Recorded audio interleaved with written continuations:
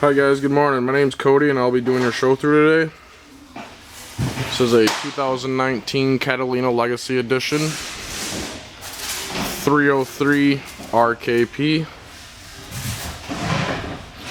So I'll be explaining everything as I go. If I missed anything, if you have questions on anything, just give us a call.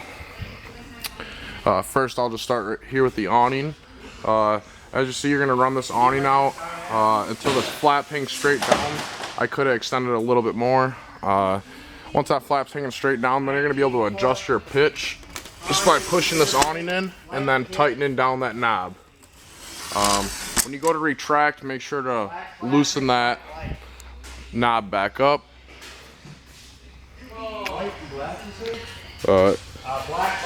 Inside here we have your hitch system. We give you a 30 to 50 adapter. We give you a starter sewer hose. Then we also give you a 30 to 110 adapter. And then you got the Super Saver package as well. So that came with the 50-foot water hose, the Aquachem toss-ins for your black tank.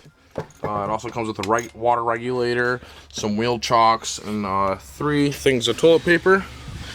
Make sure you're only using RV toilet paper, or single ply. Because otherwise the toilet paper is not going to break down quick enough, and you will have toilet paper get caught on one of your gauges, and your tank's going to read full when it's empty, when you know you just emptied it. So that happens quite a bit. So right inside here we have our tanks. Alright, so this is your regulator here. Right now this point is facing this tank, so we're sucking from that tank.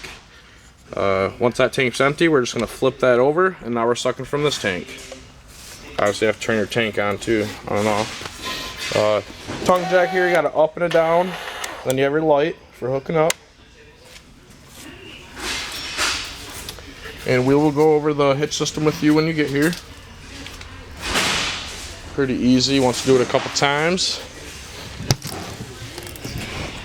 Over here we have your power cord and also the steps for your party deck. Scissor jacks, 3/4 inch socket on a drill works really well. Otherwise they give you a crank to manually crank those by hand. Right here we have your potable water. So this is going to be for camping out in the woods with no water hookups. You're going to fill this tank up at home. As you're filling, check that gauge inside. And then right here we have that freshwater drain. So that is labeled here, freshwater drain. So just make sure to empty that, if you're not going to be using it. They do say to add a cap of bleach to your freshwater tank, just to kill any bacteria that could be in there. Here we have your city water connection, so that's going to be constant pressure throughout. And then here we have your black tank flush. So you actually have a sprayer inside your black tank that's spraying around, knocking things down. When you're using that black tank flush, make sure to have that black pull valve open. You want it going in and right out. And then this one here is your gray pull valve. So typically you want to drain your black first and then rinse this area out here with your gray water. So, and if your handle's ever broke, just remember your 4-inch tube's your black tank and your 2-inch tube's your gray tank. You do have an outdoor shower here too with a little holder here. So it does have a hot and cold in there. Furnace exhaust here. I definitely suggest getting some mud dauber screens on there. Mud dauber wasps are attracted to the burning LP smell, so they'll go in there making nests. Cable satellite inputs. These will be dispersed throughout.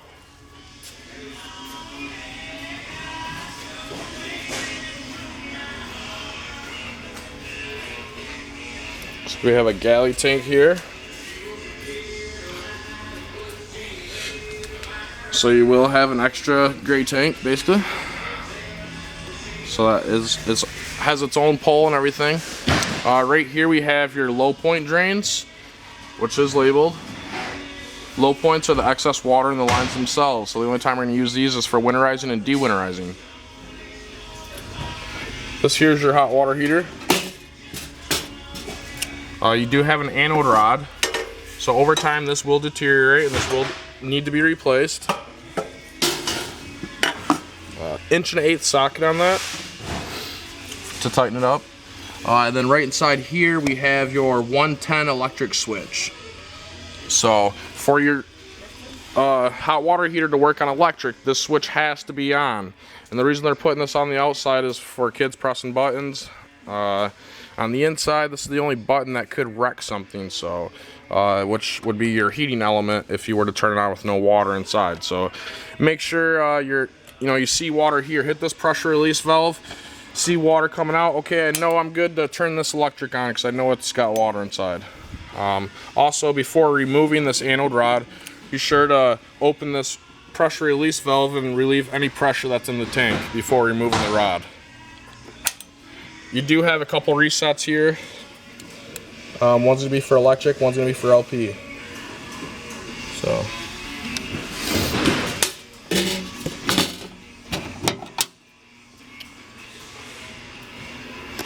Here we have the back of the fridge on the back of the unit here. Just blow that out with some air every 6 months or so, just to get any cobwebs or anything like that out of there. Right here we have, it is pre-wired for a backup camera, so all you'd have to do is purchase a camera. It's 4 screws, take the 4 screws out, plug the camera in, put the 4 screws back in, and you're gonna plug the monitor in your vehicle through your 12 volt, and they will link wirelessly once you turn your running lights on, because that's where your camera gets its power from, is the running lights. So and you do have a stove vent here too, so if you're gonna be cooking your bacons or whatever, you're gonna go ahead and pop these 2 little tabs open, and then the air will be able to come out, and then you'll close them back when you're done. So here we have our shore power hookup. So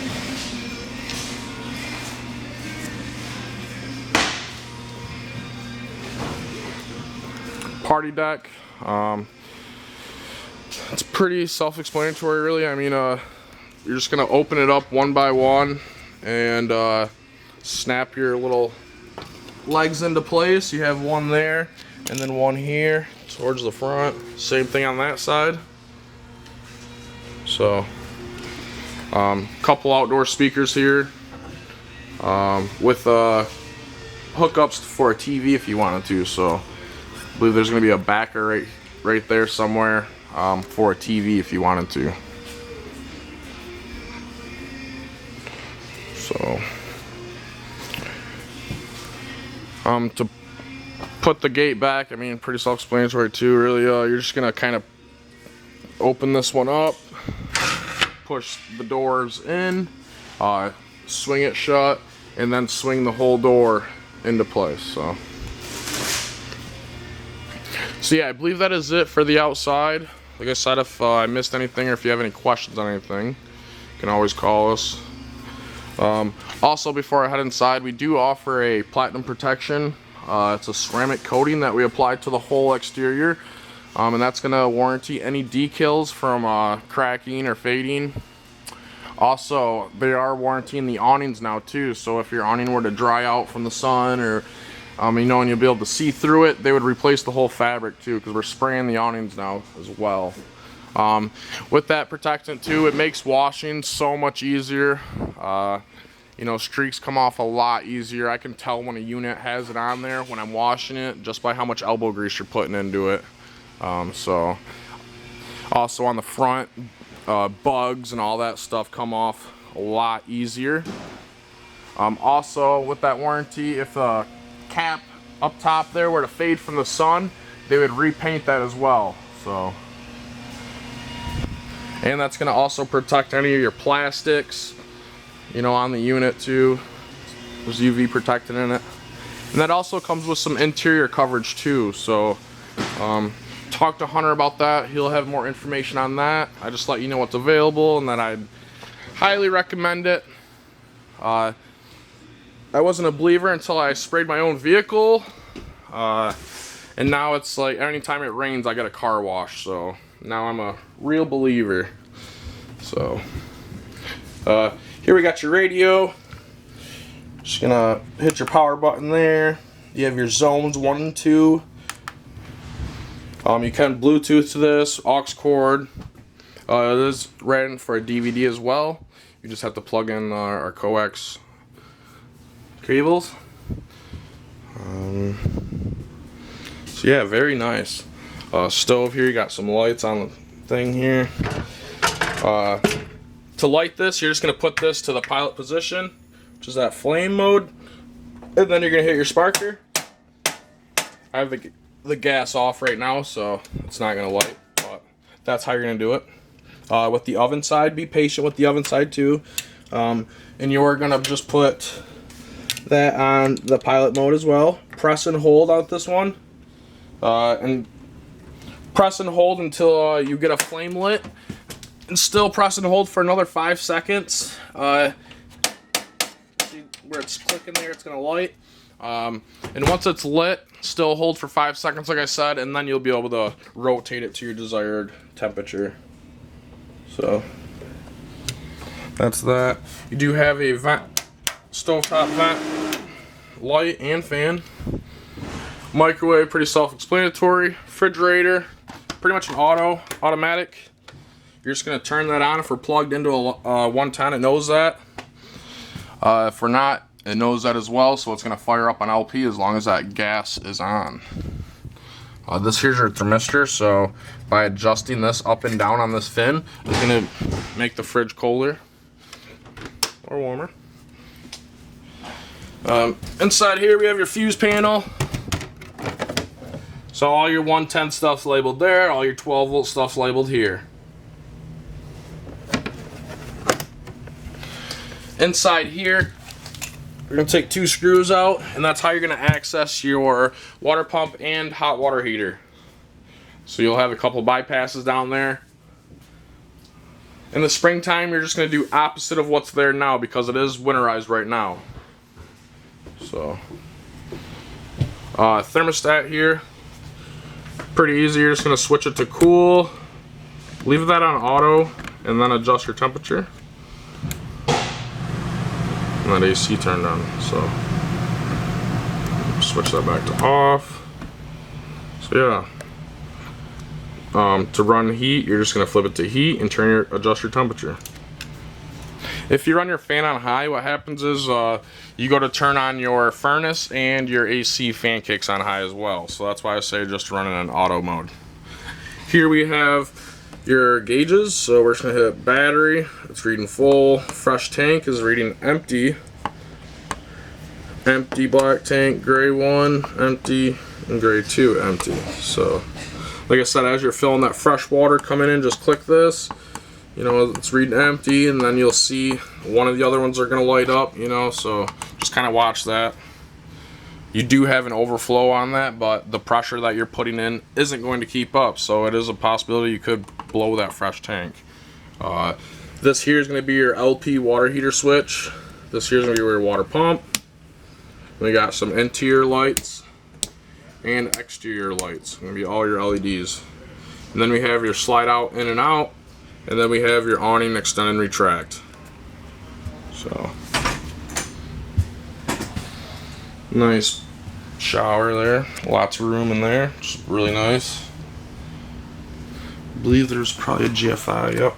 So your GFI is in here. So if you ever notice that your outlets weren't working, make sure to check that GFI.